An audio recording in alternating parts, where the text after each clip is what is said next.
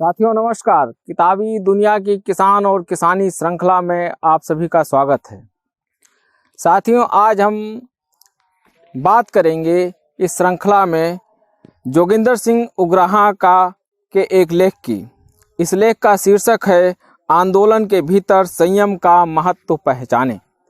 कि आंदोलन अगर जो होते हैं उनमें संयम का क्या महत्व है, गांधीवादी तरीके का क्या महत्व है, और आंदोलन अगर उग्र हो जाए, अगर हिंसक हो जाए तो उसका किस तरीके से वो महत्व विहीन हो जाता है। इस लेख में इन बिंदुओं की ओर इशारा किया गया है। साथियों आज हम जहाँ पर खड़े होकर ये वीडियो आप तक के लिए शूट कर रहे हैं उसके पीछे आप देख रहे होंगे ये धान की फसल किस तरीके से बाढ़ और पानी में बर्बाद हुई। थोड़ा सा इसमें जो पीछे का हिस्सा है किस तरीके से किसान ने पानी से निकाल के बालियों का कुछ हिस्सा अपने वो घर ले जाने में कामयाब हुआ है। वो कितने दिन काम करेगा, कितनी जल्दी उसमें कीड़े पड़ जाएंगे, इसका अंदाज़ा आप और हम नहीं लगा सकते हैं। लोग बताते हैं कि इसमें बहुत जल्दी कीड़ा लग जाएगा, बहुत जल्दी जो है ये फसल रुक नहीं सकती। तो आइए हम पेश करते हैं आपके लिए एक लेख जिसका शीर्षक है आंदोलन के भीतर संयम का महत्व पहचाने। देश भर में एक हर दिल अजीज आंदोलन की तरह उभरे किसान आंदोलन का महत्व सिर्फ किसान मांगों तक ही सीमित नहीं रहा, बल्कि मौजूदा सरकार के विरुद्ध जनवादी अंगड़ाई का अहम नुक्ता बनकर उभर रहा है। ये आंदोलन केंद्र सरकार द्वारा चलाए गए नए आर्थिक सुधारों तथा विभाजनकारी राजनीति के हमले के विरुद्ध लोगों की लहर का केंद्र बनकर उभरने की संभावनाएं रखता है। इसलिए ऐसे आंदोलन के अंजाम तक पहुंचने के अर्थ भी अब संपूर्ण देशवासियों के लिए महत्व रखते हैं। ऐसा महत्व जो किसान संगठनों पर इसको सफलतापूर्वक शिखर तक पहुंचाने की जिम्मेवारी को और भी बढ़ा देता है। 7 महीने से चलता आ रहा ये संघर्ष इस मौजूदा दौर में ऐसी जिम्मेदारी का एहसास और गहरा करने की मांग कर रहा है। इस आंदोलन की मुख्य ताकत किसानों की विशाल एकजुटता तथा समाज के अन्य मेहनतकश वर्गों की जोरदार हिमायत है। ये विशाल एकजुटता जाति, धर्म, गोत्र तथा क्षेत्रों के बंटवारे से ऊपर उठकर हुई है। मेहनतकश तबके के भाईचारे और वर्गीय साझे के बलबूते हुई है।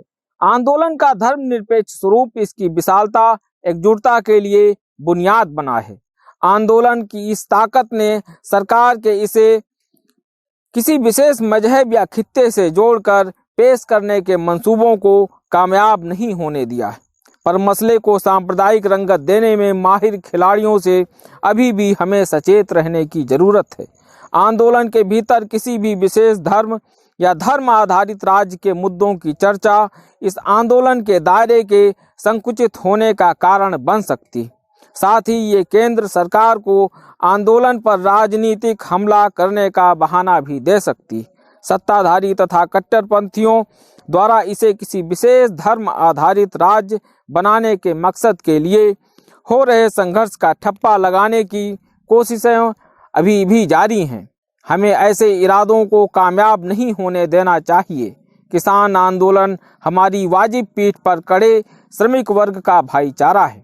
इस भाईचारे के भीतर हमारी वाजिब मांगें तथा हमारे मकसद और इरादे की पवित्रता हमारी ताकत बन रही है। दिल्ली मोर्चे में लगभग 100 से ऊपर जिंदगियां कुर्बान हो जाने के बाद भी हमारा अडिग और शांत चित्त बने रहना हमारी ताकत है।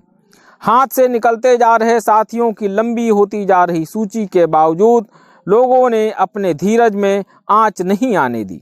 दुनिया भर में फैल रही हमारी पक्षधरता की भावना को भी हम बुलंदियों की तरफ ले जाने के लिए प्रयत्नशील हैं। अब हमें आंदोलन के अंदर ऐसे किसी भी कदम को उठाने से बचना चाहिए जिसकी वजह से हमें इस पक्षधरता या हिमायत से महरूम होना पड़े। लोगों की विशाल शिरकत सिकुड़ने लग जाए और जो सरकार को हमारे भीतर मतभेद खड़े करने का मौका देता हो, हमारे आंदोलन की मजबूती को कम करने का जरिया बनता हो, संघर्ष के इस मुकाम पर किसी एक्शन की वास्तविक कसौटी भी यही बनती है कि वो एक्शन हमारे संघर्ष को और विशाल तथा आगे बढ़ाने का संघर्ष बनेगा या सरकार को विपरीत हमला करने का बहाना देकर संघर्ष को बिखरा देने का साधन बनेगा। इन खेती कानूनों के पीछे सिर्फ कारपोरेट घराने ही नहीं बल्कि विश्व स्तर की साम्राज्यवादी ताकतें भी खड़ी हैं। विश्व के साम्राज्यवादी देशों की अंतर्राष्ट्रीय वित्तीय संस्थाएं जैसे अंतर्राष्ट्रीय मुद्रा कोष, विश्व बैंक तथा विश्व व्यापार संगठन खड़े हैं। उनके द्वारा तीसरी दुनिया के देशों को खेती मंडियां खोलने के बारे में दी जा रही हिदायत ही इन खेती कानूनों का आधार बनी है। कुछ दिन पहले ही अंतर्राष्ट्रीय मुद्रा कोष ने खेती सुधार के क्षेत्र में इन कानूनों को महत्वपूर्ण कदम मानते हुए इनकी प्रशंसा की है तथा इनको सही समय पर उठाया गया कदम कहा है। किसानों के आंदोलन के दबाव के नीचे आई सरकार को इन अंतर्राष्ट्रीय संस्थाओं की तरफ से इसे किसानों के खिलाफ डटे रहने का आशीर्वाद कहा जा सकता है। इसीलिए सरकार कानून लागू करने के लिए किसी भी हद तक जाने के लिए तैयार होने का इरादा जाहिर कर रही है। सरकार की इतनी पहुंच के कारण इसको लंबा खींचने वाला संघर्ष समझकर चलने की आवश्यकता है। संघर्ष के अगले पड़ाव के लिए दूर अंदेशी से विचार करने की आवश्यकता है। इसलिए आंदोलन का वह पड़ाव अभी नहीं आया कि कोई अंतिम निर्णायक एक्शन किया जाए। वो एक्शन जिनके साथ आंदोलन का निपटारा किया जाता है जब शक्ति का सारा संतुलन सरकार के खिलाफ आंदोलन कर रही ताकतों के पक्ष में हो चुका होता है, तब एक अंतिम झटका देने की जरूरत होती। अभी देश भर में शक्ति का संतुलन निर्णायक तौर पर लोगों के पक्ष में करने के लिए और काम करने की जरूरत है। विशेष रूप से हरियाणा और पंजाब के बाहर अन्य राज्यों में लामबंदी को गहरा और बड़ा करने की जरूरत है। इन राज्यों में भाजपा के पैरों के नीचे से सियासी जमीन खिसकाए जाने का विचार तेज करने की जरूरत है।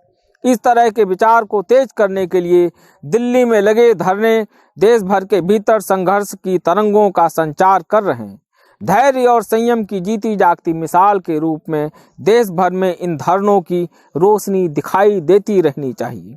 पर सरकार चाहती है कि देश भर में संघर्ष की रोशनी का संचार कर रहे इन मोर्चों को उखाड़ फेंका जाए ताकि आंदोलन के प्रति बढ़ रही सहानुभूति को कम किया जा सके और भाजपा को हो रहे राजनीतिक नुकसान पर रोक लगाई जा सके। इस वक्त हमारा कोई भी कदम भाजपा के इन मंतव्यों की पूर्ति का जरिया नहीं बनना चाहिए, बल्कि धरनों से जा रहे संदेश तेज और गहरे करने वाले होने चाहिए।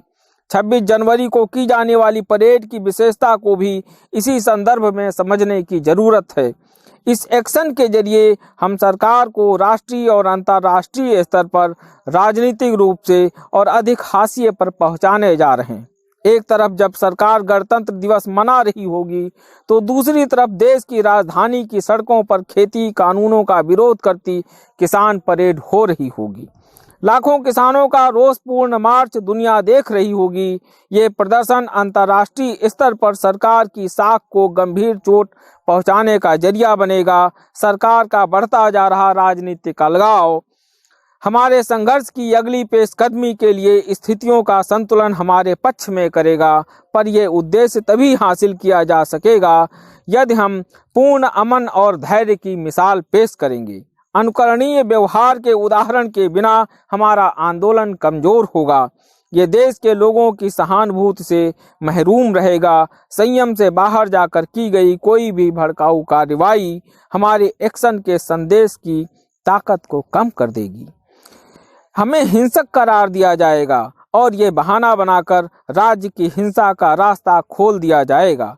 इसलिए संघर्ष के इस पड़ाव में धैर्य और संयम के व्यवहार की बहुत आवश्यकता है। संघर्ष के इस मोड़ पर आचार संहिता में रहने के महत्व की पहचान भी जरूरी है।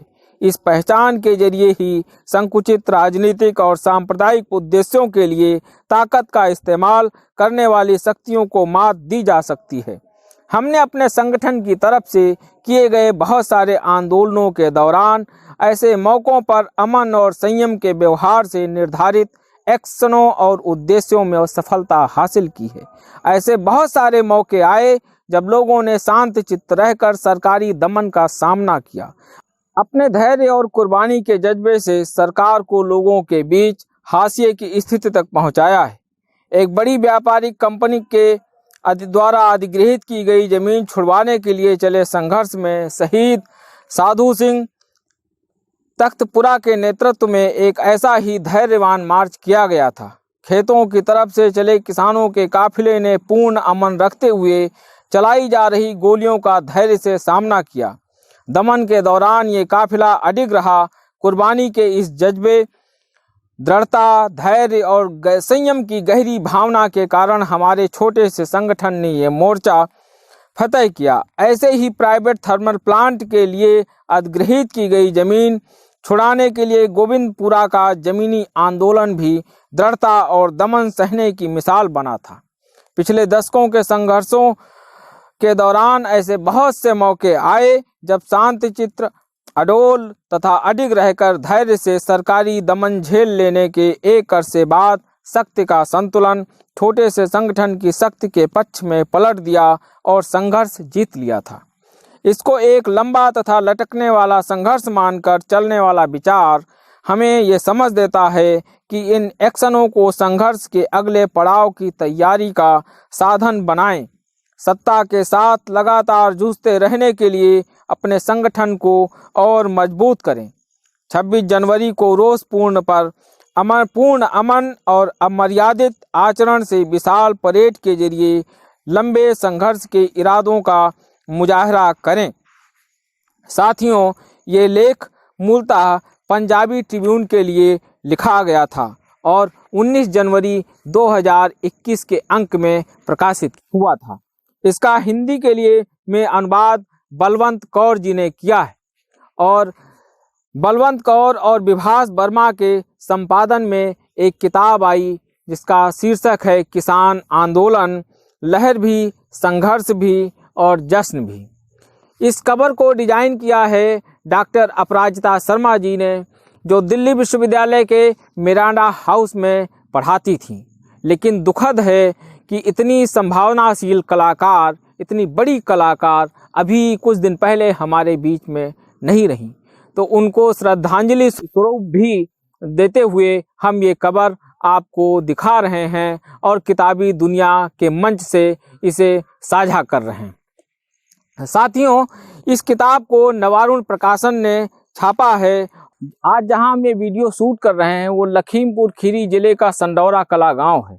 इस जगह से जो है मनोज भैया निकल रहे थे हमारे, वो चारा लेने गए थे। ये चारा उनकी साइकिल पे लदा हुआ है और उनकी ये साइकिल है जिसका हमने उपयोग किया है और उन्हीं की मदद से ये वीडियो शूट किया गया है।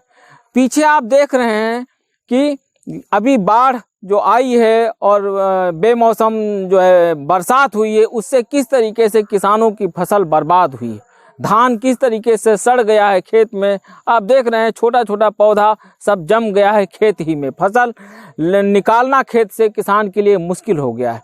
एक तो सरकारी सिस्टम में जिस तरीके से किसानों को कुचला जा रहा है, परेशान किया जा रहा है, ऊपर से प्रकृति की किस तरीके से मार किसानों को सहनी पड़ती है। इसके बावजूद किसान किस तरीके से इस पूरे देश का और दुनिया का पेट भरता है।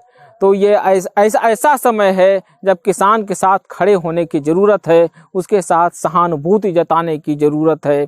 और किताबी दुनिया इस प्रयास में लगा हुआ है। और अगर किताबी दुनिया का प्रयास आप लोगों को अच्छा लगे, हम लोगों का प्रयास आपको अच्छा लगे, तो किताबी दुनिया को लाइक करिए, सब्सक्राइब करिए, कमेंट करिए।